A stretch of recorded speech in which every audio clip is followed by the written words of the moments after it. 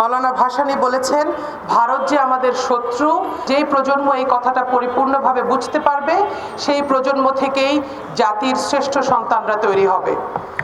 আমরা যখন এই কথা বলছি তখন ভারত, জনগণের ভারত আমাদের শত্রু বলছি না।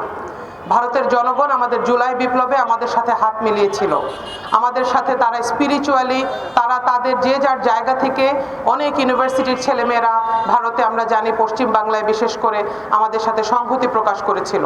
আমরা যখন এই কথা বলছি আমরা আসলে মনে করছি ভারত রাষ্ট্রের আমাদের সাথে প্রতারণার কথা, যুগের পর যুগ ধরে তারা আমাদের সাথে যেভাবে আচরণ করছে, তারা যেভাবে আমাদের স্বাধীনতাকে ছিনতাই করার চেষ্টা করছে। এই সেদিন 16ই ডিসেম্বরও ভারতের নরেন্দ্র মোদী উনি ওনার ফেসবুক স্ট্যাটাসে যেভাবে আমাদের বিজয় দিবসকে ছিনতাই করার মতন করে একটি স্ট্যাটাস দিয়েছেন, এগুলো হচ্ছে প্রকাশ্য প্রমাণ যে ভারত কিভাবে তাদের আধিপত্যবাদ তার আশেপাশের সমস্ত প্রতিবেশী রাষ্ট্রের উপরে কায়েম করার চেষ্টা করছে। শক্তিশালী প্রতিবেশী রাষ্ট্র হিসেবে ভারত মোটেও একটি সফল দেশ না। ব্যাপারটা মোটেও এরকম না যে শুধু বাংলাদেশের সাথেই ভারতের এই আচরণ। প্রতিবেশী রাষ্ট্র হিসেবে, শক্তিশালী প্রতিবেশী রাষ্ট্র হিসেবে ভারতের কারোর সাথে সম্পর্ক সুন্দর না। সুতরাং তাদের এই আধিপত্যবাদের বিরুদ্ধে আমরা আজীবন কথা বলেছি, আমাদের পূর্বসূরীরাও কথা বলেছেন, হাদিও বলেছিল, আমরাও বলবো। আল্লাহ আমাদের সূর্য সন্তান হাদির শাহাদাতকে কবুল করুক। আমাদের হাদি খুব শখ করে, খুব স্বপ্ন দেখে বলতো আমরা মেরুদণ্ড সোজা করে দাঁড়াবো। সে খুব সাহস করে বলতো আমরা কোমর সোজা করে দাঁড়াবো। তার সেই সাহস আজকে আমরা সবাই আমাদের হৃদয়ে গেঁথে নিয়েছি। আমরা মেরুদণ্ড সোজা করে দাঁড়ানোর জন্য, কোমর সোজা করে দাঁড়ানোর জন্য, সাহস করে দাঁড়ানোর জন্য আমরা নিজেরা পড়াশোনা করব, আমরা জানবো। হাদি খুব বলতো সাহস করে, আমি যদি কোনো কারণে চলে যাই আমার সন্তানরা যেন এই আধিপত্যবাদের বিরুদ্ধে দাঁড়াতে পারে, আপনারা সেটা দেখবেন। তারাও যদি চলে যায় তাদের সন্তানরা যেন আধিপত্যবাদের বিরুদ্ধে দাঁড়াতে পারে, আপনারা সেভাবে সেই সন্তানদেরকে তৈরি করবেন।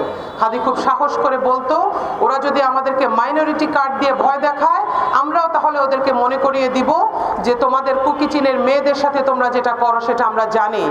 ওরা যদি আমাদের করিডোর নিয়ে ভয় দেখায়, আমাদের ট্রানজিট নিয়ে ভয় দেখায়, ওরা যদি আমাদের হিল ট্র্যাক্স নিয়ে ভয় দেখায়, আমরাও বলবো আমরাও তোমাদের চিকেন নেক চিনে নিয়েছি। আমরা জানি কখন কোথায় আমাদের শক্তি প্রয়োগ করতে হবে।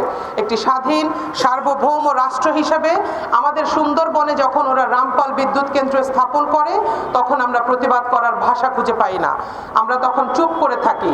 এই আধিপত্যবাদের বিরুদ্ধে কথা বলার জন্যই হাদিদের জন্ম। আমরাও সেভাবে কথা বলবো ইনশাআল্লাহ। আমাদের সুন্দরবন, আমাদের হিল ট্র্যাক্স, আমাদের কোনো কিছু নিয়েই তাদেরকে আর আমরা খেলতে দিব না। আমাদের হাদি সবসময় বলতো ইনসাফের রাষ্ট্র। তার এই শব্দটা নিয়ে অনেক স্বপ্ন দেখেছি আমরা, তার এই আইডিয়াটা নিয়ে আমরা সবসময় ভেবেছি যে ইনশাআল্লাহ বাংলাদেশে খুব শীঘ্রই একটি ইনসাফের রাষ্ট্র প্রতিষ্ঠিত হবে এবং সেই রাষ্ট্রের জন্য আমরা আপামর জনসাধারণ সেই দেশের জন্য, সেই ইনসাফ কায়েমের জন্য কাজ করব।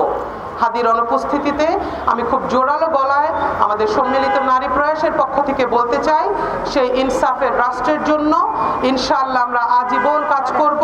হাদির মতন আমিও বলতে চাই যে আমাদের মতন আমরা যারা রাষ্ট্রের ইনসাফকে বুঝি, আমরা যারা ভারতীয় আধিপত্যবাদের বিরুদ্ধে কথা বলা শিখেছি, আমরা যদি ঘরে বসে আমাদের বিছানায় আমাদের মৃত্যু হয়, সেই মৃত্যু আসলে লজ্জার মৃত্যু।